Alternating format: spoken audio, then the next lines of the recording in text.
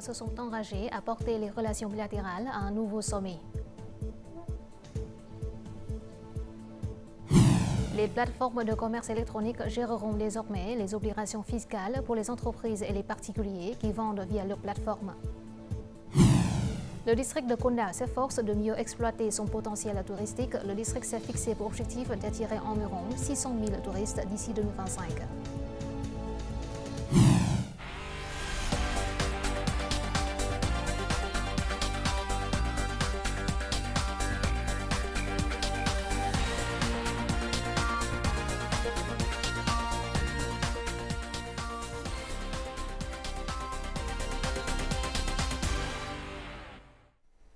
Mesdames et messieurs, bonjour, bienvenue au journal francophone. Voici tout de suite les actualités du jour. Le secrétaire général du parti Tolum s'est rendu à la province de Nam Dinh pour célébrer le 95e anniversaire de la fondation du Parti communiste vietnamien et le nouvel an lunaire qui approche. Après avoir salué les réalisations de Nam Dinh, le chef du parti a exhorté la province à donner la priorité à la construction du parti, à innover dans les méthodes de direction et à rationaliser efficacement les opérations. Il a souligné l'importance de maintenir une forte croissance économique en visant un taux de croissance à 2 chiffres pour contribuer à la percée nationale cette année. Ce jeudi matin également, toujours dans la province de Nam Dinh, le secrétaire général Tolum a offert de l'encens en mémoire de son prédécesseur Cheung Ching et au roi Chen. Il s'est littéralement rendu sur le chantier de l'hôpital polyclinique de la province de Nam Dinh. Poursuivant son déplacement dans le sud, ce jeudi matin, le président Lung Kong a rendu visite au commandement de la 9e zone militaire pour présenter ses vœux de nouvel an lunaire. Il a salué les réalisations remarquables obtenues par le personnel de la région militaire 9 au cours de l'année écoulée et les a appelés à renforcer la formation, à améliorer leurs capacités opérationnelles et à collaborer étroitement avec les autorités locales pour assurer la sécurité, lutter contre la criminalité ainsi que les complots et actes de sabotage des forces hostiles. Lung Kong a demandé au comité du parti du commandement de la région militaire 9 d'améliorer la qualité du travail de surveillance et de détecter rapidement et résoudre rapidement les nouveaux problèmes qui surgissent.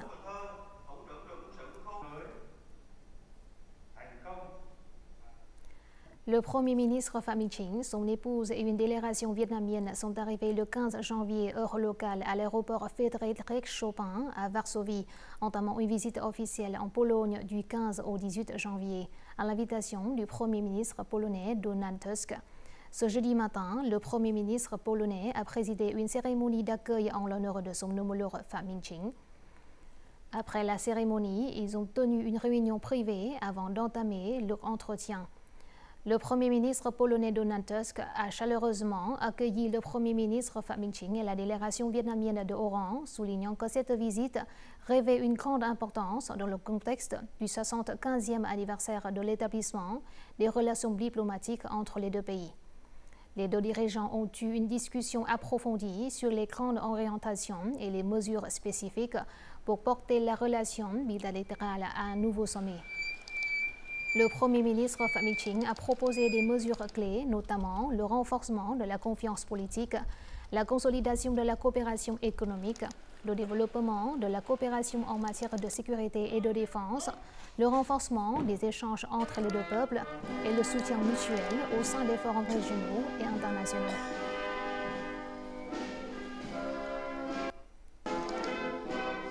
À cette occasion, les deux premiers ministres ont assisté à la signature d'un certain nombre de documents de coopération dans les domaines de la diplomatie et du travail.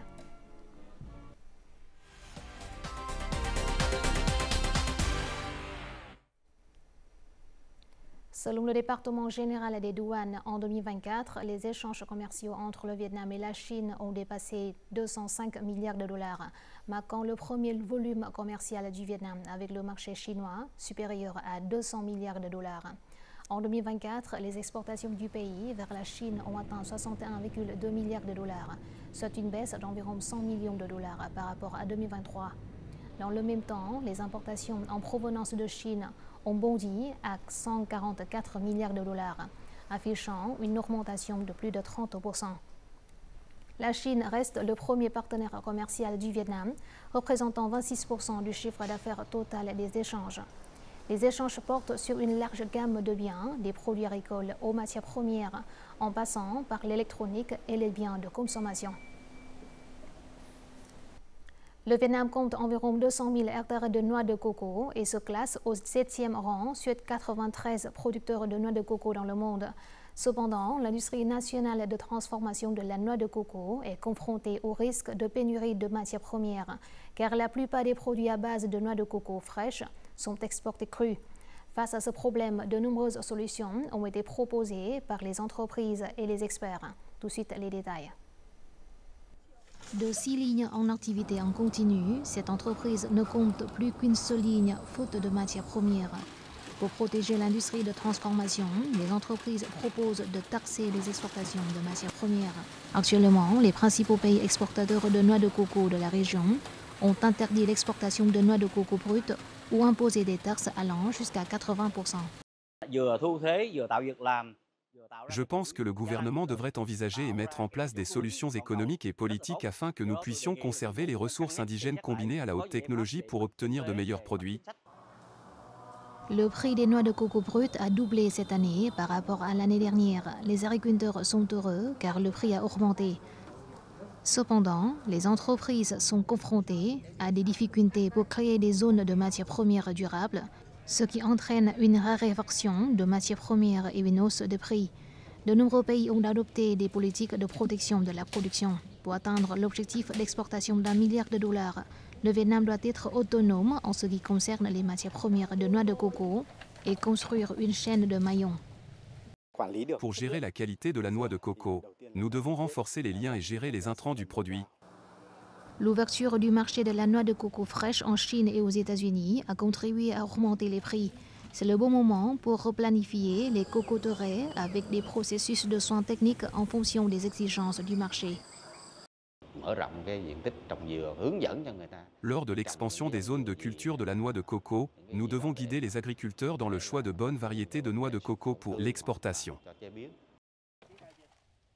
Pour atteindre l'objectif d'1 milliard de dollars, l'industrie de la noix de coco doit prendre l'initiative dans les domaines des matières premières et partager harmonieusement les bénéfices entre les agriculteurs et les entreprises. S'il n'y a pas de changement, l'industrie vietnamienne de la noix de coco devra importer des matières premières et cela ira à l'encontre du développement durable. Les plateformes de commerce électronique géreront désormais les déclarations fiscales, les calculs et les paiements des entreprises et des particuliers qui vendent via leur plateforme. Ce changement, introduit par le biais d'amendements de la loi sur l'administration fiscale et à la loi sur l'impôt sur le revenu des personnes physiques, permet aux vendeurs de commerce électronique de remplir plus facilement leurs obligations fiscales. Le transfert des obligations fiscales des vendeurs vers les plateformes de commerce électronique contribuera à réduire les erreurs de conformité fiscale. Je trouve ce changement très pratique lorsque les plateformes de commerce électronique gèrent les déductions et les paiements fiscaux. Les vendeurs peuvent se concentrer sur la vente de leurs produits sans se soucier de déclarer ou de payer des impôts, et surtout, ils n'ont pas à s'inquiéter des retards de paiement ou des pénalités.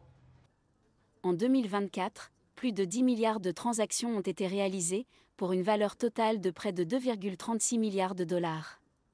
Selon les représentants des plateformes de commerce électronique, la loi modifiée sur l'administration fiscale et celle sur l'impôt sur le revenu des personnes physiques devrait envisager la solution consistant à collecter l'impôt immédiatement après chaque transaction. Nous pensons que la collecte des taxes sur les ventes réalisées via les plateformes de commerce électronique peut être effectuée rapidement et simplement si les taxes sont collectées dès la première transaction de l'année. Si nous ne commençons à collecter les taxes qu'une fois que les ventes dépassent le seuil minimum de 100 millions de dong par an, ce sera beaucoup plus difficile à gérer. Nous avons étudié et soumis des propositions au ministère des Finances pour approbation afin de modifier les politiques juridiques. En outre, le département général des impôts élabore des processus et des documents d'orientation pour les vendeurs de commerce électronique, leur permettant de s'acquitter plus facilement de leurs obligations fiscales. L'année dernière, le marché du commerce électronique au Vietnam a atteint plus de 20 milliards de dollars, soit 8% du total des ventes au détail de biens et de services du pays. Le renforcement de la gestion fiscale du commerce électronique devrait donc générer des recettes importantes pour le budget national dans les années à venir. À l'approche du nouvel an lunaire, les secteurs de la vente au détail, des services et des transports connaissent une augmentation spectaculaire de leur activité, ce qui entraîne une forte demande de travailleurs saisonniers. Malgré des salaires 2 ou 3 fois supérieurs aux salaires habituels, les entreprises ont du mal à pourvoir ces postes. Tout de suite, les détails dans le reportage qui suit. Linh, un étudiant universitaire, profite de cette période précédant le TET pour gagner un revenu supplémentaire. Il reçoit désormais le double du salaire normal, soit 60 000 dong de l'heure, pour travailler de 9h à 14h tous les jours. Grâce à cela, il peut économiser pour les achats de fin d'année. J'ai décidé de travailler à temps partiel dans ce restaurant pour gagner un peu d'argent supplémentaire pour le thé.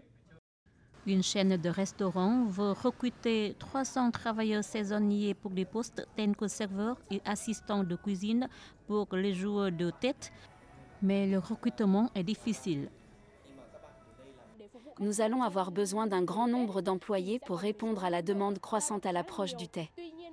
Cependant, la plupart des employés à temps partiel à Hanoï sont des étudiants universitaires qui viennent de différentes localités. Ils ont tendance à rentrer chez eux à cette période au lieu de rester pour travailler. Ces jours-ci, les entreprises augmentent leur effectif pour faire face à l'augmentation des demandes de shopping.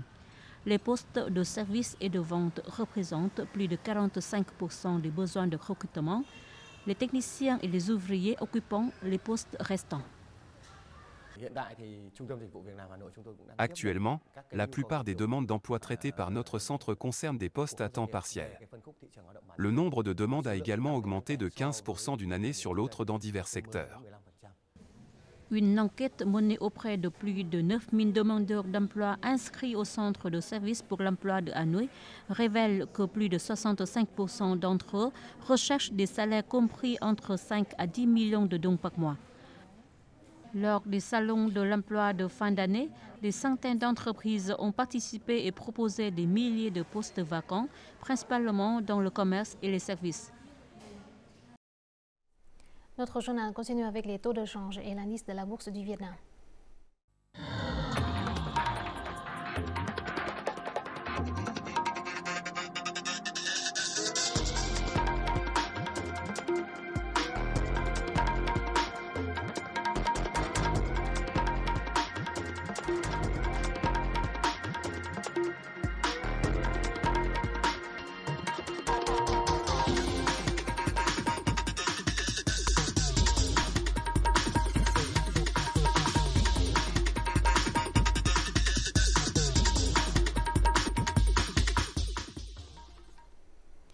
Depuis le 1er janvier 2025, le décret 168 impose des amendes plus strictes pour certaines infractions au code de la route. De nombreuses personnes ont critiqué cette amende. Toutefois, le respect du code de la route par le public s'est considérablement amélioré. 2 semaines après l'entrée en vigueur de la loi, de nombreux changements positifs ont été constatés par la population et les forces de police. Nous voici au carrefour Trần Duy Hưng Hoàng Đạo Thúy à Hanoï. Autrefois, aux heures de pointe, les motos circulaient souvent sur le trottoir. Mais désormais, les piétons et les véhicules respectent les feux de circulation. Les habitudes de conduite des gens ont beaucoup changé. Les gens ne conduisent plus de motos sur les trottoirs et ne grillent plus les feux rouges. Cette intersection était autrefois fréquemment encombrée, mais le décret 168 a quelque peu changé la situation. Le respect du code de la route s'est amélioré. Je respecte davantage le code de la route, car je sais que cela me protège. Selon la police de la circulation, l'augmentation des amendes a créé des changements positifs dans la sensibilisation des citoyens au respect du code de la route. L'augmentation des amendes n'a pas pour but d'augmenter les recettes publiques, mais d'inciter les citoyens à respecter davantage le code de la route. Le décret 168 a considérablement amélioré le respect du code de la route et a considérablement réduit les infractions au code de la route, notamment le non-respect des feux rouges, la conduite à contresens et la circulation sur les trottoirs. Les preuves les plus évidentes peuvent être observées aux intersections des grandes villes, telles que Hanoï et Ho Chi Minh Ville, où la circulation a retrouvé de l'ordre. Les citoyens doivent respecter le code de la route. Lorsqu'ils le font, c'est comme une foule encombrée qui commence à faire la queue. Cela contribue également à réduire le nombre d'accidents de la circulation.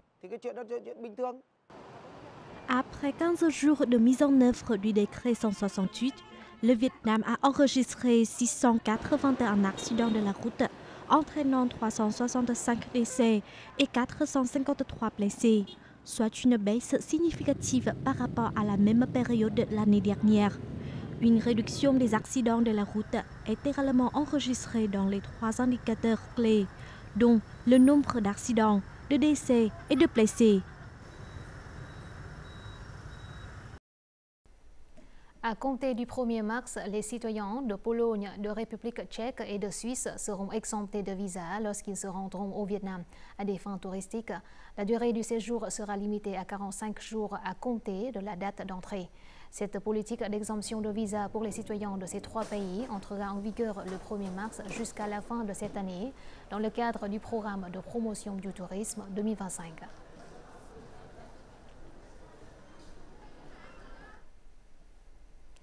Lonely Planet a récemment dévoilé sa liste des 10 destinations de rêve en Asie cette année, dans laquelle figure la capitale vietnamienne Hanoï. Selon le site, Hanoï est une ville qui vieillit avec classe. Lonely Planet a suggéré aux voyageurs de vivre une aventure de 10 jours dans la capitale millénaire, dont au moins 2 jours pour flâner dans ses différents temples et musées et s'arrêter au mausolée du président Ho Chi Minh. Lonely Planet a également présenté brièvement la province de Ha Giang, la cité impériale de Hue et les entrepôts marchands colorés de Hoi An, dans le centre du Vietnam.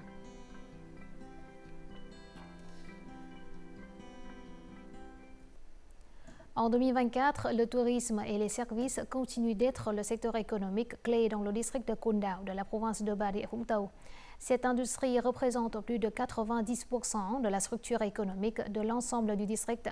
Ainsi, Con Dao met en œuvre de nombreuses mesures pour mieux exploiter son potentiel touristique. Le district s'est fixé pour objectif d'attirer environ 600 000 touristes en 2025. Con Dao est le seul district insulaire de la province de Bà Rịa Vũng Tàu. Cette île possède un parc national avec un écosystème diversifié et riche.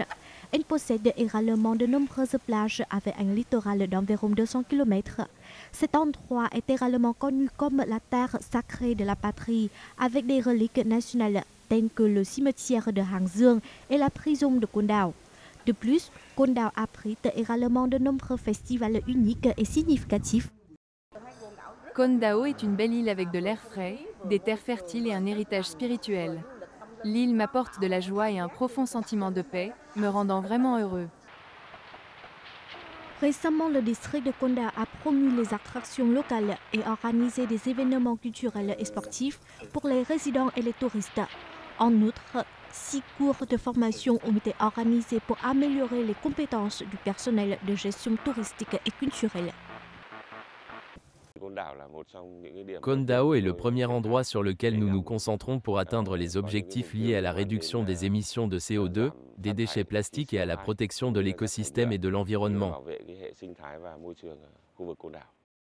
J'espère que les habitants locaux continueront à préserver l'environnement vert, propre et magnifique de cette île. De plus, j'espère que les touristes apporteront des produits écologiques et durables et soutiendront l'économie circulaire, contribuant ainsi à maintenir la propreté et la beauté de la région. Con Dao propose actuellement 146 établissements d'hébergement avec plus de 2900 chambres, pouvant accueillir plus de 7600 visiteurs par jour. Avec le potentiel et les avantages du district de Con Dao, la province accorde la priorité au développement systématique en se concentrant sur le projet d'économie circulaire. Nous demandons des mécanismes politiques spécifiques pour faire de cette île une destination touristique majeure de la province et de la région. Avec ses paysages naturels uniques et son hospitalité chaleureuse, Con Dao vise à attirer près de 600 000 visiteurs en 2025. Le district vise des revenus touristiques de plus de 114 millions de dollars, soit une augmentation de 27% par rapport à 2024.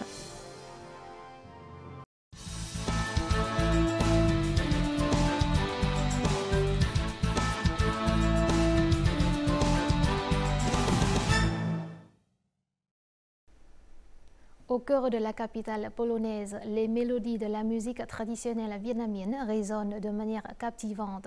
Né au Vietnam et ayant été diplômée du Conservatoire de musique de Hanoï, l'artiste Angela Mai Nguyen se consacre corps et âme aux instruments de musique traditionnelle.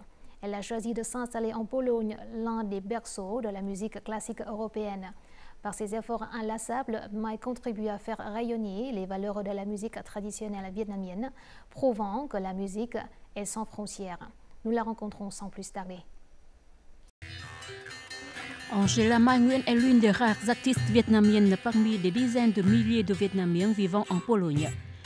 Elle est donc un visage indispensable dans les activités visant à promouvoir la culture vietnamienne dans ce pays d'Europe de l'Est. Avant de venir s'installer en Pologne, Mai Nguyen avait parcouru de nombreux pays du monde pour faire découvrir la beauté de l'art traditionnel vietnamien aux amis internationaux.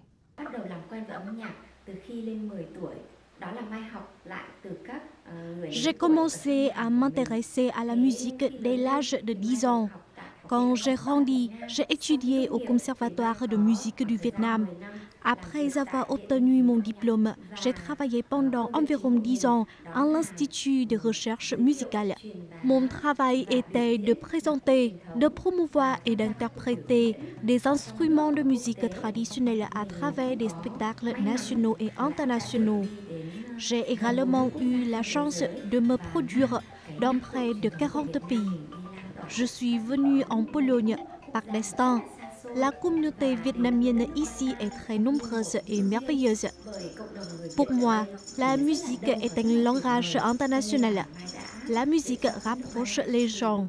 Je peux jouer de nombreux instruments de musique différents, en particulier ceux des minorités ethniques vietnamiennes. Par exemple, les klongput des minoritaires du Tây Nguyên ou le sitar tính des peuples Tây et Nung. Ces instruments sont très simples, mais pour les étrangers, ils sont très uniques. Et quand il s'agit du Vietnam, ces instruments de musique peuvent représenter la culture vietnamienne. Et c'est pourquoi je veux promouvoir les particularités de la musique traditionnelle vietnamienne en Pologne.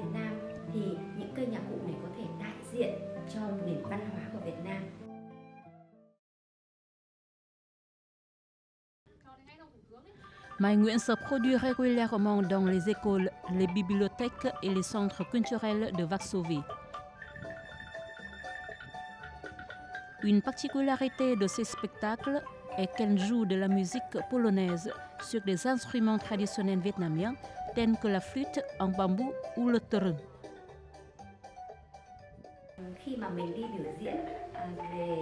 Lorsque je joue des instruments de musique traditionnelle vietnamiens, je choisis toujours d'interpréter des œuvres musicales des deux pays sur un même instrument.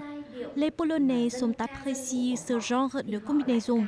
C'est ainsi que la musique touche le cœur et que je rapproche la musique vietnamienne du public occidental. Angela Mai Nguyen participe activement à des événements culturels en Pologne. Elle donne aussi des cours sur la musique traditionnelle vietnamienne dans quelques universités locales. Outre la musique, Mai Nguyen se consacre à une autre tâche importante, enseigner la langue vietnamienne à l'école Lạc Long Quân à Varsovie. Elle s'efforce de transmettre l'amour de la langue et de la culture vietnamienne aux jeunes Vietnamiens nés en Pologne.